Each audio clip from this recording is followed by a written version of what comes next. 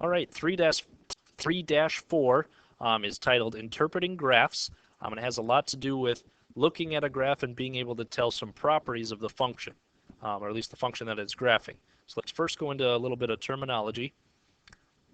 One thing that we need to know is a transformation. Now, a transformation is the change in the size or position of an object. It's like you're moving it, or you're making it bigger, making it smaller.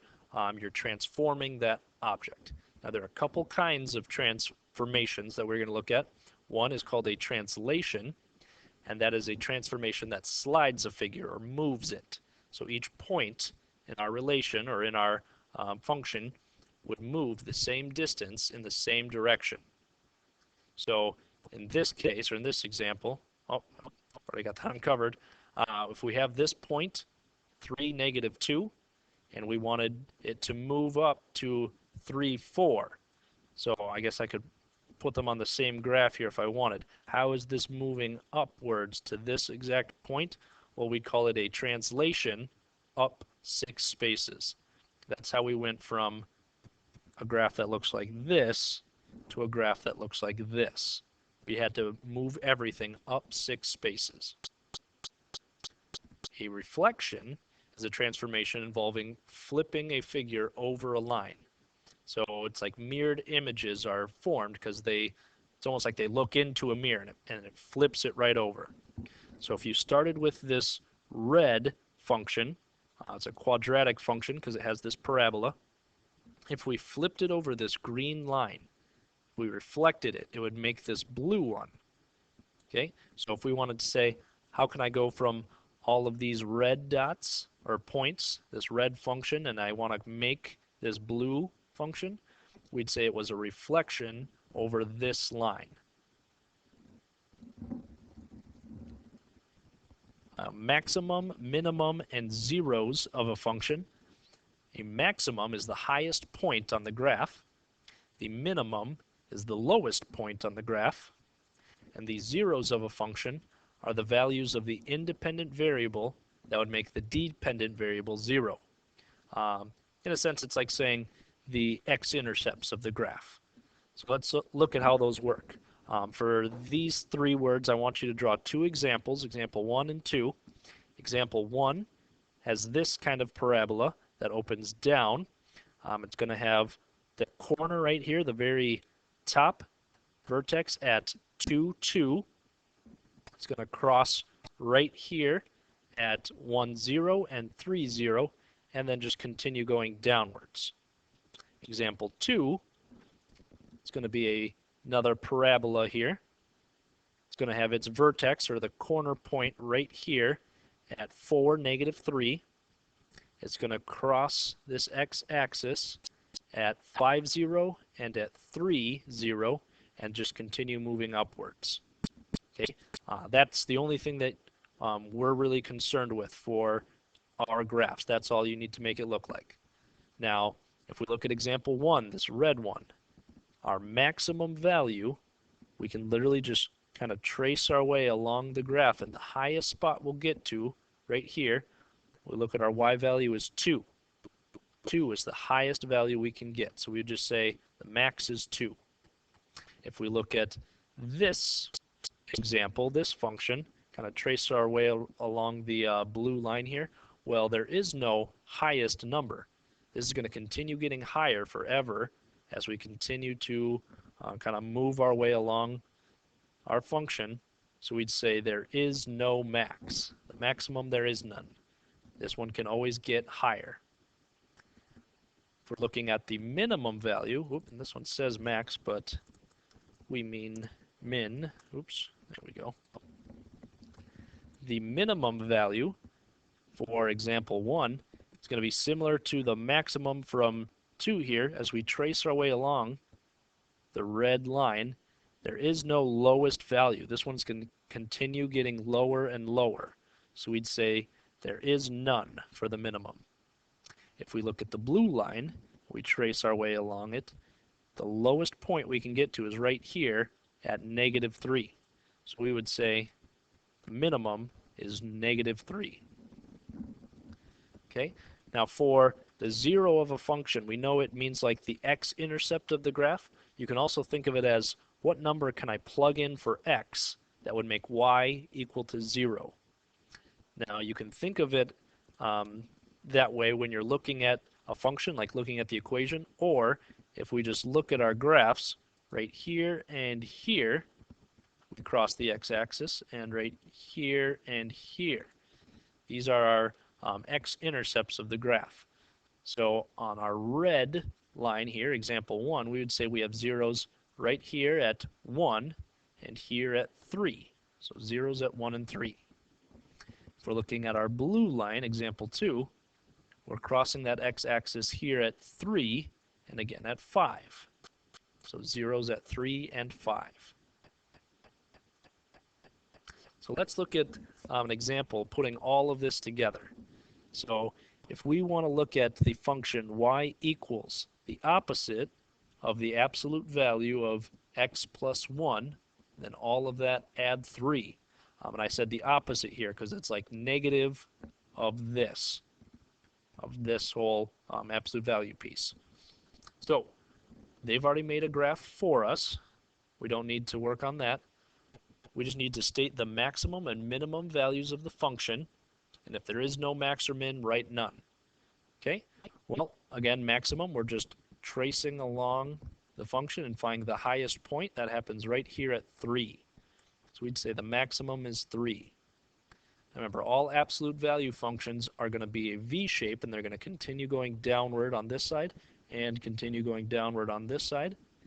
There is no lowest value we can get to, so we'd say the minimum, there is none. For this function, there's no lowest value that we can ever hit. To find our zeros again, we notice right here and right here, we cross the x-axis. Okay, those 2 points happened at where x was -4 and where x was 2. So we'd say zeros at -4 and 2. The last part we need to look at is where is this function increasing and where is it decreasing? Now, increasing means that it's moving upward or has a positive slope. So as we read from left to right, going this way, where is it going up? Well, it looks like it's going up in all of this area, right up until that top point, right up until our vertex. That's the spot where it kind of turns around and starts going back downwards. So, again, reading left to right, what is true about all of these points, all of this blue area? Well, this is the area that x is less than -1. Okay, we don't include that point because that's the exact top point. When we're right there, we're not going up or down. We're at the very top, just kind of sitting there. But all of this area, we're moving upwards, and this is all of the spots where x is less than 1. All of this red area left then, we're moving back downwards. And again, all of this spot is from -1 and up or beyond. So we would say it's decreasing in the area where x is greater than -1. So everywhere where x is less than -1, we're going up. When we get to -1, this spot, then we start going back down. So everywhere greater than -1, we're decreasing. Let's look at example 2 then. We have a cubic function, x cubed plus 5x squared plus 3x minus 6. Again, they graphed the function for us. We don't have to worry about that. We just need to state the maximum and minimum, the zeros, and where the function is increasing and decreasing. Well, if we look at this function, kind of trace our way along, this arrow is showing us we're going to continue on forever. So it looks like there will never be a highest value that we can get. So maximum, there is none. Same thing if we trace our way along the curve here. This arrow is going to continue going downwards. So our minimum, again, there is none. There is no lowest value. If we need to estimate the zeros, that means we're trying to find the spots on the x-axis here, so our x-intercepts for the function, or what's the value of x that we can plug in to get 0 for y. Well, it looks like those happen here, here and here. So what are our x values in those places? Looks like it's not quite at -4, so we might estimate that to be -3.8. Now again, this is estimate, so it doesn't need to be exactly right on, but somewhere close to -4. This one, it does look like it goes a little bit more exactly on -2, so we'd say -2 is the other one, or another one. And that last one, again, not quite to 1, so we're going to estimate it as 0.8. So it crosses this x-axis 3 times, once at -3.8, once at -2, and once at 0.8.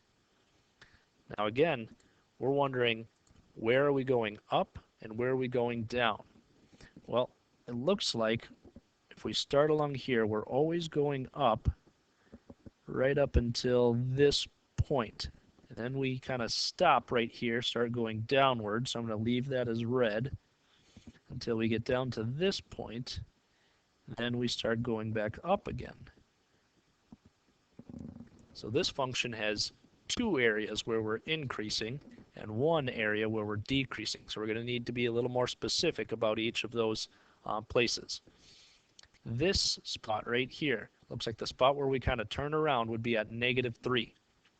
Well, everywhere less than -3, so everywhere over here, is that spot where we're increasing. So we'd say x is less than -3 is one of the intervals or one of the areas where our function is increasing. Okay, the other interval, the other area, starts right here and goes on forever then. So we would want all the area, again, that doesn't look like it's quite 0, it's a little bit off, so we're going to estimate it around -0.2. So as long as x is less than -3, so all of this area over here, and all the spots where x is greater than -0.2, so all of this area over here, those are the areas where our function is going to be increasing, everywhere in those areas. Okay, decreasing then is from here down to here, and again, those spots, those x values, would be starting at -3, going all the way to negative, I guess we called it -0.2. So we would say -3 has to be less than x, and again, that's kind of a way of saying x has to be greater than -3, which is true over here. But we can say it all in one enclosed inequality by saying -3 is less than x, which is less than -0.2. So that gives us all of this area right here where we're decreasing or going down. Example 3 has 2 different graphs or 2 different functions. We're going to look at one at a time, and it's asking us to compare them to the function f of x equals x squared. So I've already given us a table, and I want you to draw in this extra table on the side. We're going to use this to plot out some points and find what the graph of x squared looks like in each of our examples. And then we'll compare it to the graph that we get. So if we plug in all of these values for x, now one thing to remember, -3 squared means -3 times -3. Negative times a negative is a positive. So you need to make sure this is a positive 9, not -9. On your calculators, it might give you a negative number. That's because it's reading it as do 3 squared first and then put in the negative. So if you want to fix that on your calculator, down here, I want you to type it in as -3 in parentheses, then do the squared. If you plug this piece into your calculator, it'll come out as saying, oops, don't want it to be, there we go. Then it'll come out to being a positive 9. It'll do it correctly on there. So that'll be a nice quick fix. Okay, now that we have some of our points to look at, we know that this one's going to be at 0, 0. Moving over to 1, we're going to go up to 1. That was from here. Over to 2, we'd be at 4. 3 would be at 9, so that would go off the chart. On the other side, in the negative direction, starting here, -1 also goes up to 1. -2 also goes up to 4. and negative 3 go back up to 9, so that one would be off the chart again. So our graph is going to look something like this. Oh, getting a little bit off. Okay, so it would be the parabola graph given to us from this quadratic function. Now we have another quadratic function, y equals x squared minus 3. Now in this one, after you find whatever value you had squared, you have to subtract 3 from it. So negative 3 squared is going to be 9, and then subtract 3 gives us 6. Negative 2 squared would be 4, minus 3 would be 1. If we continue doing that process then, we would get numbers that look like these.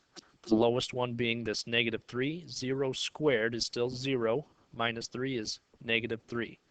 And notice that all of these ones will kind of turn around at that point. Now, if we were to plot all of these pieces, so we'll start at x is 0. We have to go down to 1, 2, negative 3 right here. As we move over, so x is 1, we're up at negative 2. If we're over at 2, we'd be up at 1. And if we're over to 3, 1, 2, 3, we're up at 1, 2, 3, 4, 5, 6. So this one actually still landed on the chart. Okay, then we'll kind of go in our negative direction as well. We have the point negative 1, negative 2, negative 2 up 1, and negative 3 up to 6. So this would be in red. This would be the given function x squared minus 3. Oh, getting a little bit off. How does our function relate to the blue one? What would the blue one have to do to become our red one here? Well, notice we can take this blue one and slide it. Oh, hopefully you can grab it. Just grabbing one piece at a time. We can slide it down 1, 2, 3 places, and it'll fit right where ours is. Okay, it started here. Now we go down 1, 2, 3. So what kind of a transformation was this? What was the change in the graph? We would say there's a translation down 3 spaces. That is how we shift from the blue piece down to the red one. Translation down 3 spaces. Okay, now that we know exactly how to find our blue one, so I'm going to draw that one out real quick.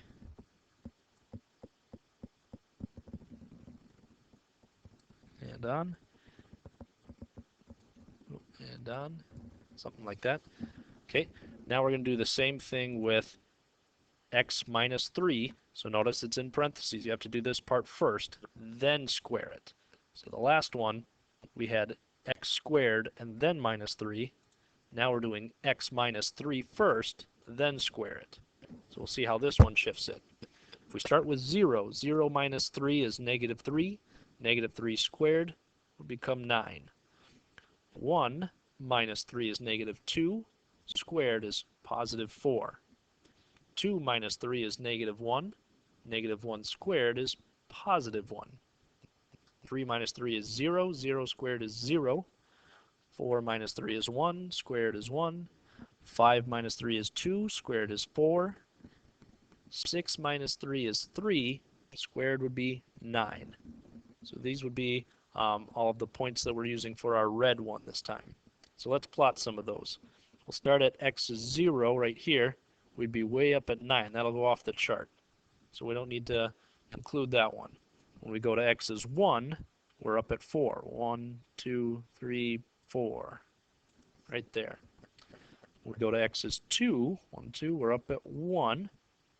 When we're over here at 3, that's when we're at 0. 4 puts us up at 1 again. X is 5 puts us up at 4. X is 6, we're way up here at 9 again.